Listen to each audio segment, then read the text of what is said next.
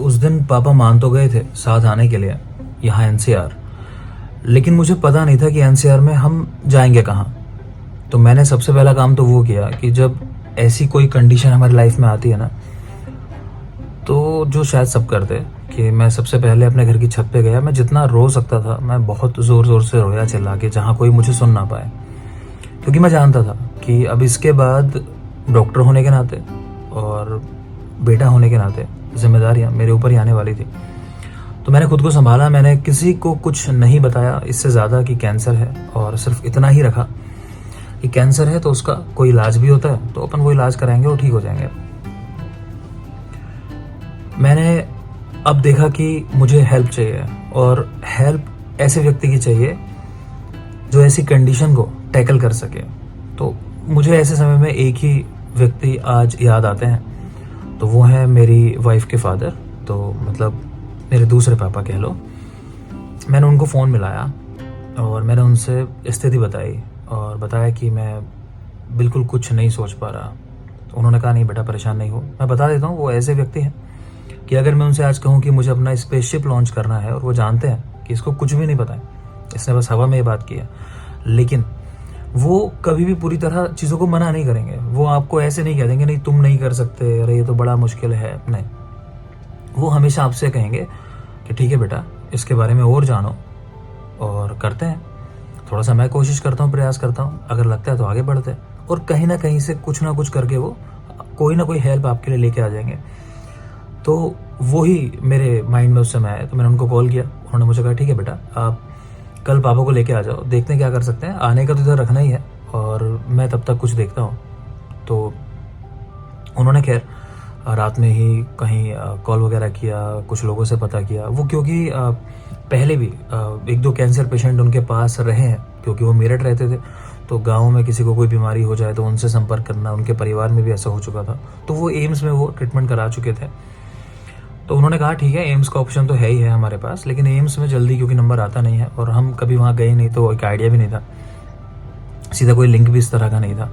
तो हम लोगों ने ये किया कि फ़िलहाल के उन्होंने कहा कि मेरठ आ जाओ, और मेरठ में ही एक नामी अस्पताल है, काफ़ी प्रचार था उनका। हमने कहा वहाँ चलते हैं और देखते हैं चीज़ें क्या होती हैं, मतलब सुविधाएं उनके पास सारी थी। तो हम वहाँ पहुँच गए। अब ये अगली बात है कि सुबह में हम लोग वहाँ पहुँचे। आप लोग अगर कहीं इलाज कराने जा रहे हो, किसी कैंसर पेशेंट को दिखाने जा रहे हो, तो मन बिल्कुल पक्का कर लेना कि डॉक्टर ने टाइम भले ही 8, 9, 10 का लिखा हो, क्योंकि सिर्फ उनकी गलती नहीं है। अगर वो ऐसा करते मैं गलती कहता। हम इतनी जगह पर गए, हम सोर्स लगा के गए, हम जान पहचान निकाल के गए, लेकिन रहा सब शून्य। क्यों?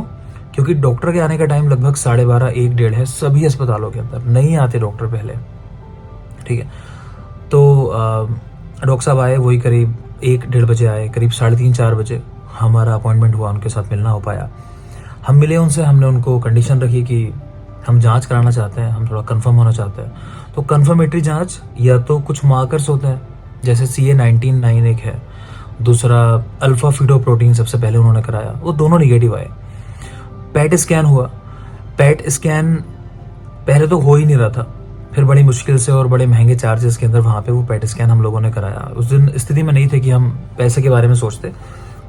मैं आगे आपको बताऊंगा कि जांचें कितने रुपए में हो जाते हैं, कितने में हो जानी चाहिए, क्योंकि देखो फाइनेंशियल एक मेजर पार्ट होता है। हम लोग कई बार क्या करते हैं ना, जब परिवार में कोई ऐसी बड़ी बीमारी आ जाती है तो हम शुरुआत में सब कुछ लगाने को तैयार रहते हैं, लेकिन कई बार ऐसा होता है कि शुरुआत में तो आपने लगा दिया सब कुछ, आगे के लिए अब चाहिए तो आपके पास कुछ बचा ही नहीं है। तो पैसा लगाने को मना नहीं कर रहा, लगाओ, लेकिन हमेशा सोच समझ के लगाओ कि कहाँ कितना लगाना चाहिए। लेकिन तब हमारी स्थिति ये नहीं थी कि हम इस बारे में सोचें। खैर हमने वो पेट स्कैन कराया, उसमें ये बात तय आ गई कि जो भी वो ग्रोथ दिखाई दे रही थी, या कह लो जो भी वो मांस दिखाई दे रहा था, वो सिर्फ एक जगह नहीं था, वो बॉडी में बहुत जगहों पे फैला हुआ था। यानी अब ये तय था कि अगर ये कैंसर है तो वो स्टेज 4 है।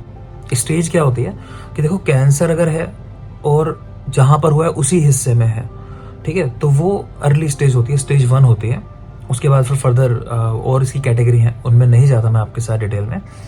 तो स्टेज 1 है, और मान लो आज वो कैंसर शरीर के कहीं दूसरे दूर के हिस्से में मिल जाए तो एकदम से स्टेज 4 आ जाती है, ठीक है। तो स्टेज देख के डरने की जरूरत नहीं है, वो स्टेजिंग कई बार बहुत जल्दी आती है।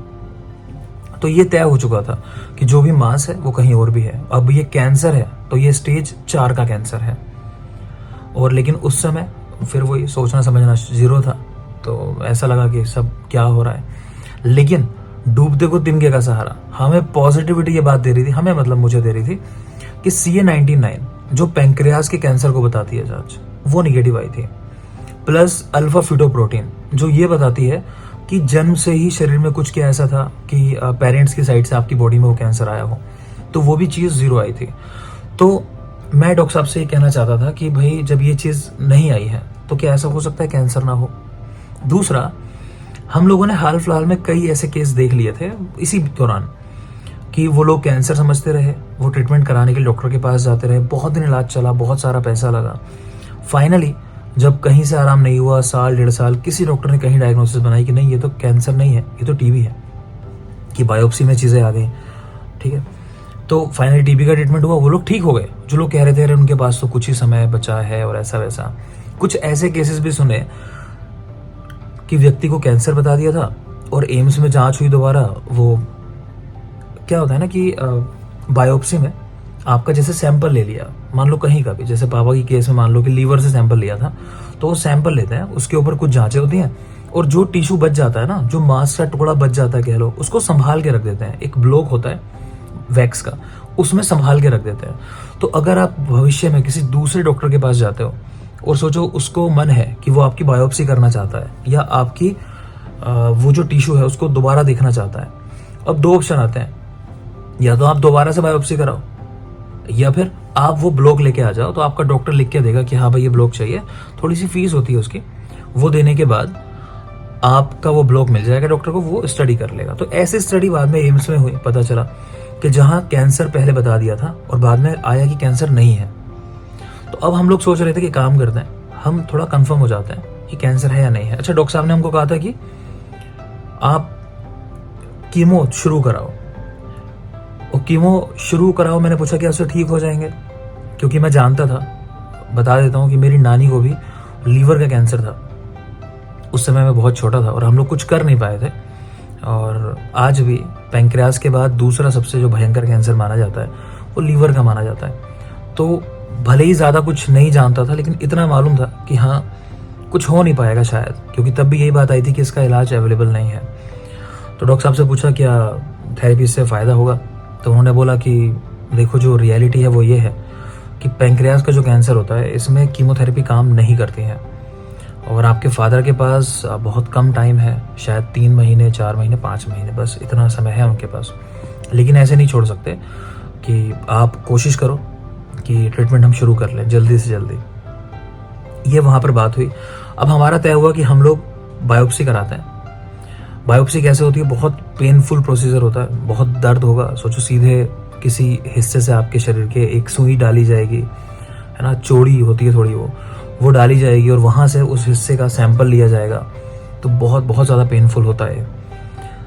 तो बायोप्सी हमें बता दी गई। अब बायोप्सी के बारे में अपनी बहुत सारी स्टोरी है, तो इस वीडियो में संभव नहीं है।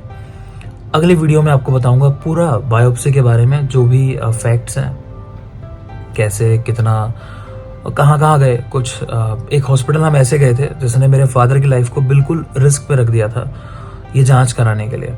तो ये भी आपको बताऊंगा कि करानी चाहिए नहीं करानी चाहिए और क्या ध्यान रखना बायोप्सी कराते हुए, अगले पार्ट में। Thank you.